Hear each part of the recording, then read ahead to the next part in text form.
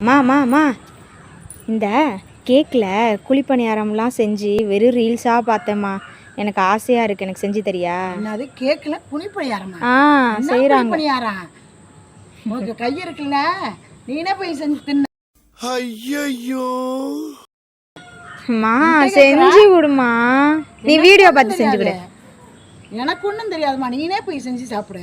நீ செஞ்சு கூட நான் திங்கிறேன். செஞ்சு கூட திங்கிறியா? செஞ்சு கொடுத்தா மட்டும் சாப்பிடுவியா? செஞ்சு கூட தின்னு பார்க்குறேன். நல்லா இருந்தா திங்கிறேன், இல்லாட்டினாக்கா துப்பி போடுறான். What nonsense you are talking about me? போய் செஞ்சுட்டாரன் பாரு. அப்படி எங்கள் அம்மாட்ட அசிங்கப்பட்டு நான் செய்ய ஆரம்பித்தது தான் இந்த சாக்லேட் கேக் குழிப்பணியாரம். ஸோ எப்படியோ வந்துடுச்சு. நான் எப்படி செஞ்சேங்கிறத பாருங்கள். இதில் ரெசிபி சொல்லலாம் ஒன்றும் இல்லை, ஆல்மோஸ்ட் எல்லாருக்குமே தெரிஞ்சது தான். பட் இதை நான் எப்படி செஞ்சேன், சக்ஸஸ்ஃபுல்லாக செஞ்சு முடித்தேன்னா அது உண்மையாகவே குழிப்பணியாரம் மாதிரி வந்துச்சா இல்லை என்னங்கிறது கடைசியில் அவுட்புட் வரும்போது தான் தெரியும். எங்கள் அம்மாட்ட கொண்டு போய் கொடுக்குறேன், எப்படி சொல்கிறாங்கன்னு பார்ப்போம்.